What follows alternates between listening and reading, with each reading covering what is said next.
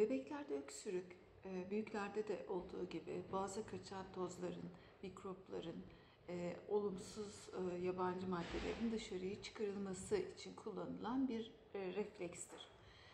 Ancak bu öksürük çok sık olursa, gece uyandırırsa, hırıltı veya ateşle birlikte olursa hastalık anlamı taşıyabilir.